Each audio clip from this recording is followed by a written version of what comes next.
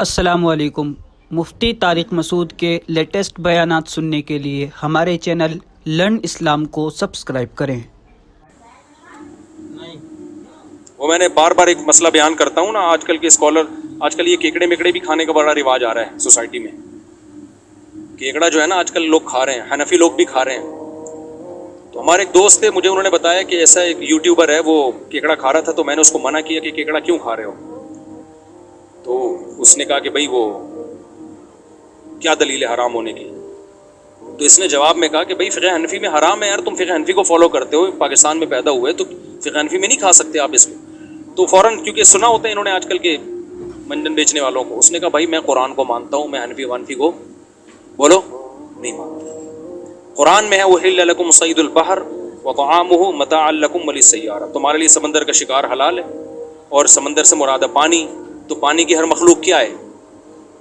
بولو، تبھی دریائی مخلوق، دریا کا جھینگا ہو یا سمندر کا جھینگا ہو، دریا کا کیکڑا ہو یا سمندر کا کیکڑا، سب کیا ہے؟ حلال۔ تو وہ صاحب نے مجھے بتا رہے تھے، کہہ رہے میں تو خاموش ہو گیا، اب ظاہر ہے ابو حنیفہ کی رائے کو قرآن پہ تو ترجیح نہیں دی جا سکتی نا۔ لیکن وہ مجھے کہنے لگے یار لیکن سوال یہ پیدا ہوتا ہے کہ ابو حنیفہ کو اتنی واضح آیت کا نہیں پتہ تھا، امام حنیفہ کہنے سے مچھلی جائز ہے، باقی کچھ بھی جائز نہیں ہے۔ میں نے اس کو کہا کہ وہ جب یوٹیوبر ملے نا آپ کو، اس کو کہنا کہ اس میں آپ کی بچت تھی کہ آپ شافعی بن کے کیکڑا کھا لیتے ہیں ٹھیک ہے نا؟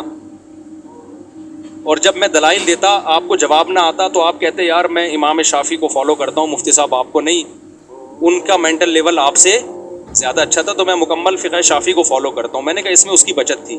اب جب وہ آیا ہے نا قرآن پہ کہ میں قرآن کو مانتا ہوں اور قرآن سے دلیل دو، میں نے کہا یہ کیکڑا پھر بھی نہیں چھوڑے گا، لیکن میں دلیل اس کو دے دیتا ہوں، کیونکہ ان لوگوں کو مقصد ان کا قرآن و سنت کو فالو کرنا نہیں ہے، مقصد ہے کہ ہم اگر ابو حنیفہ کو فالو کر لیں گے نا تو ہماری ویلیو کم ہو جائے گی، لوگ کہیں گے یار تم تو مقلد ہو، تم کیا ہو؟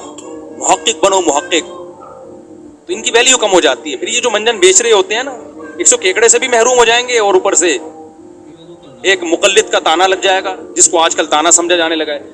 حالانکہ تقلید اس وقت بری ہے جب جاہل کی ہو رہی ہو، پھر یہ مقلد ہونا برا ہے۔ جیسے کہ مشرکین مکہ اپنے گمراہ باپ دادا کی تقلید کرتے تھے، اگر آپ تقلید پڑھے لکھے کی کر رہے ہو تو یہ تو مطلوب ہے بھائی، فاسألوا اہل الذکر ان کنتم لا تعلمون، تمہیں علم نہیں ہے تو اہل علم سے پوچھو۔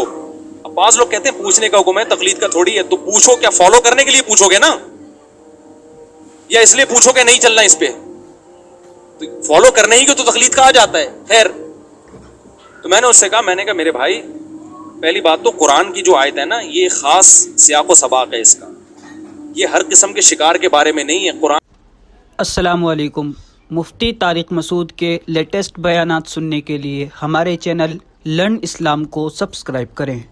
یہ کہہ رہے ہیں کہ حالت حرم میں، احرام کی حالت میں خشکی کا شکار حرام ہے، سمندر کا کر سکتے ہو۔ تو یہ صرف یہ بتانے کے لیے کہ سمندر کا شکار اور اس کا کھانا مسافروں کے لیے حلال ہے، احرام کی پابندیاں اس سفر اور اس شکار پہ لاگو نہیں ہوتی۔ اس کا یہ مطلب نہیں ہے کہ ہر قسم کا شکار ہر وقت حلال ہے تمہارے لیے، کیونکہ اگلی آیت میں یہی ہے وَحُرِّمَ عَلَيْكُمُ الصَّيْدُ الْبَرِّ مَا دُمْتُمْ حُرُمًا، خشکی کا شکار احرام کی حالت میں تم پر حرام ہے، تو یہ احرام سے متعلق ہے۔